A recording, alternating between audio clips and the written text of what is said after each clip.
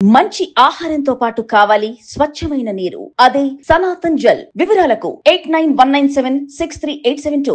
కాంగ్రెస్ ప్రభుత్వంలో నిజంగా పోలీస్ వ్యవస్థ అధికార ప్రభుత్వానికి పాలేరుగా మారిందా అనడానికి చూస్తున్నాం. మనం ప్రస్తుతం ఇక్కడ ఏదైతే బంజారాహిల్స్ పెద్దమ్మ ఆలయం గుడి వద్ద అయితే ఉన్నామో ప్రస్తుతం చూస్తున్నాం. అటు నేరుగా మెయిన్ రోడ్ నుంచి దాదాపు V6 ఆఫీస్ నుంచి కూడా కిలోమీటర్ మేర కూడా పోలీస్ పహారా కాస్తున్నటువంటి పరిస్థితి కనబడుతుంది. ఎందుకంటే దాదాపు వారం రోజుల నుంచి కూడా ఇటు పెద్దమ్మ తల్లి ఆలయం పైన కూడా పెద్ద ఇష్యూ అయితే ఒక క్రియేట్ అయింది. ఎందుకంటే ఎప్పుడైతే రాష్ట్ర వ్యాప్తంగా బోనాల పండుగ సంబరాలు అయితే జరుగుతున్నాయో సంబరాల సందర్భంగానే ఇటు హిందూ దేవాలయాలపై కూడా పెద్ద ఎత్తున అటు ముస్లింలకు సంబంధించినటువంటి వారు కావచ్చు, ఇతర వ్యక్తులు కావచ్చు, హిందూ దేవాలయాలను ధ్వంసం చేయడమే తన ప్రధాన లక్ష్యంగా పెట్టుకున్నటువంటి పరిస్థితి కనబడుతుంది. ప్రస్తుతం అయితే చూస్తున్నాం దాదాపు అంటే V6 ఛానల్ ఆఫీస్ నుంచి కూడా మెయిన్ గేట్లు వేసి అదేవిధంగా భారీ గేట్లతో కూడా ఫుల్ పోలీస్ బందోబస్తుని కూడా ఏర్పాటు చేయడం జరిగింది. దాదాపు 3 రోజులు కావస్తున్నా కూడా ఈ బందోబస్తుని మాత్రం ఇక్కడ నుంచి తీసేటువంటి పరిస్థితి కనబడతలేదు. ఎందుకంటే మనం నేరుగా చూస్తున్నాము ఉదయం నుంచి కూడా ఈ విధంగానే పోలీస్ పహారా కాస్తున్నటువంటి పరిస్థితి కనబడుతుంది. ఎందుకంటే హిందూ దేవాలయాలను టార్గెట్ చేస్తూ మరి ఎందుకు ఈ విధంగా ప్రభుత్వం కాలయాపన చేస్తుంది, నిజంగా రాష్ట్రంలో హిందుత్వం పెరిగిపోతుందా లేదంటే హిందుత్వం పైన ఉన్నటువంటి ఈ యొక్క వ్యతిరేకతను మరి ప్రభుత్వం ఎందుకు దీన్ని ఒక సమర్థిస్తూ వస్తుందనేటువంటి ఒక కోణంలో ఆలోచిస్తే మాత్రం ప్రభుత్వం నుంచి కూడా ఎలాంటి అధికారులు కావచ్చు, ఎందుకంటే దేవాదాయ శాఖ మినిస్టర్ అయినటువంటి కొండా సురేఖ కావచ్చు, ఇతర మంత్రులు కావచ్చు, ఎవరు ఈ విషయాలపైన కూడా పెద్దగా స్పందించినటువంటి దాఖలాలు అయితే కనబడట్లేదు. ఎందుకంటే దాదాపు వారం రోజుల నుంచి కూడా ఈ ఇష్యూ జరుగుతున్నా కూడా అటు ప్రభుత్వం నుంచి కావచ్చు, అదేవిధంగా ఇతర అధికారులు కావచ్చు, మంత్రివర్గం నుంచి కూడా ఏ ఒక్కరు స్పందించినటువంటి పరిస్థితి కనబడతలేదు. మనం లోపలికి వెళ్ళడానికి ప్రయత్నించినా కూడా కొంతవరకు అయితే వద్దు, మాకు రిస్ట్రిక్షన్స్ అంటే మాకు కొన్ని ఇన్స్ట్రక్షన్స్ ఉన్నాయి, మేము ఇన్స్ట్రక్షన్స్ తప్పకుండా ఫాలో కావాలని చెప్పేసి కూడా పోలీసులు అయితే చెప్తున్నారు. మొత్తంగా చూస్తే మాత్రం నిజంగా ఇప్పుడు ఎందుకు మరి పోలీసులు వెళ్ళనివ్వట్లేదు, వాళ్ళకి ఎట్లాంటి రూల్స్ పాస్ చేశారు అనే విషయాలు కూడా కొంత మనం తెలుసుకునేటువంటి ప్రయత్నం అయితే చేద్దాం. ఎందుకంటే చూస్తున్నాం ఇటు నుంచి దాదాపు మన మెయిన్ రోడ్ నుంచి చూస్తే కనుక ఇక్కడ నుంచి చూస్తే మనకు చూడొచ్చు. ఎందుకంటే ఎక్కడైనా బందోబస్తు కావచ్చు, నిరసనలు కావచ్చు తెలిపినటువంటి పరిస్థితుల్లో ఏదో ఒక గంట 2 గంటలు మాత్రమే మనం పోలీస్ పహారా చూస్తాం. దాదాపు 3 రోజుల నుంచి కూడా ఇలాంటి వాతావరణమే కనబడుతుందంటే మరి ఇదాన్ని ఏ విధంగా చూడాలి? ఎందుకంటే ప్రభుత్వం నిజంగా పోలీసులను అంటే ఎక్కడి నిర్బంధంలో పోలీసులను ఉంచిందా లేదంటే ప్రజలకు హాని కలిగించే విధంగా కూడా ప్రభుత్వ పాలన ఉందా అని చెప్పేసి కొంత ప్రశ్నార్థకంగా మారిందనే చెప్పాలి.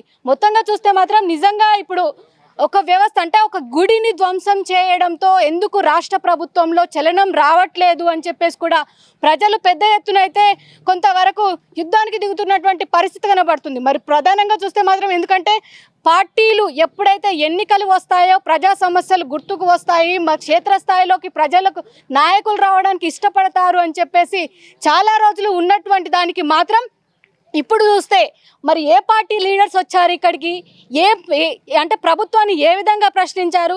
నిజంగా హిందుత్వం అంటే కేవలం బీజేపీ పార్టీ అయినా ఇతర పార్టీలకు పట్టదా? కాంగ్రెస్ అధికారంలో ఉన్నంత మాత్రాన ఇలాంటి చర్యలకు పాల్పడుతుందా అనే దానికి మాత్రం కొంత ప్రశ్నలు అయితే తలెత్తుతున్నాయి. ఓవరాల్గా చూస్తే మనం అక్కడి నుంచి చూస్తే కూడా చాలా వరకు మెయిన్ గేట్ వరకు కూడా మరి వెళ్ళనివ్వట్లేదు.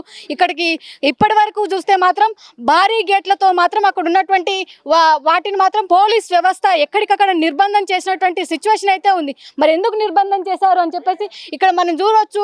ఇటువైపు చూసినా అటువైపు చూసినా కూడా వెళ్ళొద్దు అని చెప్పేసి కూడా కొంత మనకు రూల్ పాస్ చేసినట్లు కూడా తెలుస్తుంది. మొత్తంగా చూస్తే నిజంగా మరి పోలీసులు పాలేరు అయ్యారనడానికి ఇదొక నిదర్శనం అని చెప్పాలి. గవర్నమెంట్ నుంచి దేవాదాయ శాఖ మంత్రి అయినటువంటి కొండా సురేఖ ఇప్పటి వరకు ఎందుకు స్పందించడం లేదు? గతంలో ముత్యాలమ్మ గుడిలో కూడా ఇలాంటి విధ్వంసం వచ్చినా కూడా ఎందుకు అటు అధికార ప్రభుత్వం నుంచి కావచ్చు, ప్రభుత్వ అధికారులు కావచ్చు ఎందుకు స్పందించడం లేదు అనే దానికి మాత్రం ఇదొక నిదర్శనం అని చెప్పాలి. ఎందుకంటే కాంగ్రెస్ కేవలం అటు ముస్లింలకు మాత్రమే కొంత సపోర్ట్ ఇస్తుంది, హిందువులకు సపోర్ట్ ఇస్తలేదు.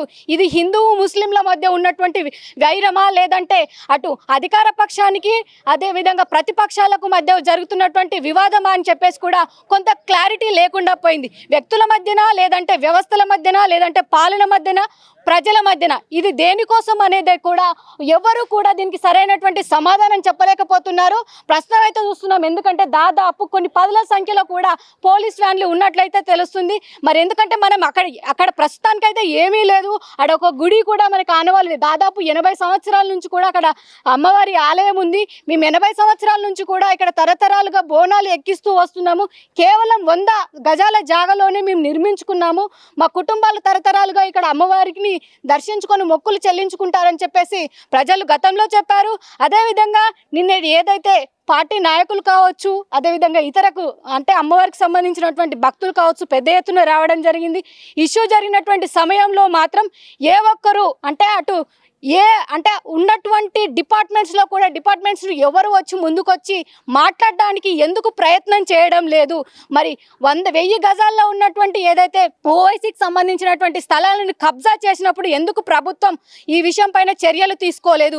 100 గజాలకు సంబంధించినటువంటి ఆలయాన్పైన ధ్వంసం చేసినా కూడా ఎందుకు స్పందించడం లేదు? గతంలో ఓవైసీకి సంబంధించినటువంటి కాలేజీలు కావచ్చు, హాస్పిటల్స్ కావచ్చు, కబ్జాల పేరుతో ఎందుకు ప్రభుత్వం నుంచి ఎందుకు తీసుకున్నారు? మరి ఇప్పటి వరకు దాంట్లో నుంచి ఎందుకు రికవరీ చేయలేకపోయింది?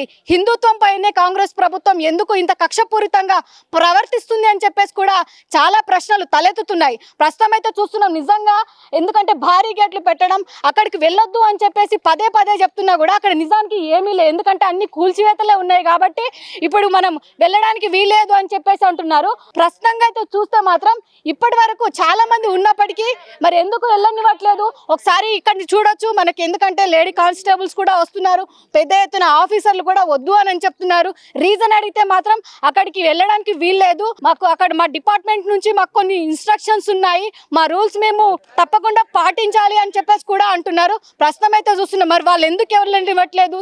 ఇష్యూ జరిగినా కూడా సంబంధించినటువంటి హైయర్ ఆఫీసర్స్ ఏమంటున్నారు మరి వాళ్ళ మాటల్లోనే తెలుసుకుందాం. ఎందుకంటే దాదాపు మనం చాలా సేపటి నుంచి కూడా ప్రయత్నం చేస్తున్నాం వాళ్ళతో మాట్లాడించడానికి, మరి వాళ్ళు మాత్రం మాట్లాడడానికి సిద్ధం పడుతున్నటువంటి పరిస్థితి కనబడుతుంది. సార్ నిజంగా చెప్పండి, నిజంగా అందుకంటే అక్కడ ఏం జరిగింది, మమ్మల్ని ఎందుకు వెళ్ళనివ్వట్లేదు? ఒక విషయం క్లారిటీ కావాలి. ఎందుకంటే ప్రభుత్వంలో రకరకాల డిపార్ట్మెంట్స్ కూడా కొన్ని కాజెస్ చెప్తున్నాయి, మరి మీరేమంటారు సార్? చెప్పండి నిజంగా ఏం జరిగింది? ఇది పరిస్థితి. మొత్తంగా చూస్తే మాత్రం మీడియాని మాత్రం లోపలికి అలో చేయనటువంటి సిచ్యుయేషన్ ఉంది. నిజంగా మీరు ఇది ప్రజాపాలన లేదంటే ప్రభుత్వం తీరే ఈ విధంగా ఉన్నదని అనడానికి మాత్రం ఇదే నిదర్శనం అని చెప్పాలి. దాదాపు వేల సంఖ్యలో ఇక్కడ ఒక పోలీస్ పహారా కాస్తున్నటువంటి సిచ్యువేషన్ అయితే కనబడుతుంది. అర్ధరాత్రి అంటే దాదాపు 3:30 గంటల సమయంలో అమ్మవారి విగ్రహం తీసుకెళ్ళి అదేవిధంగా గుడిని ధ్వంసం చేయడానికి ఎవరు పూనుకున్నారు, దీని వెనకాల ఎవరు ఉన్నారు అని చెప్పేసి కూడా కొంత విచారించాల్సినటువంటి అవసరం అయితే ఉంది. వీడియో జర్నలిస్ట్ రంజిత్తో రాణి, అమ్మవారి ఆలయం.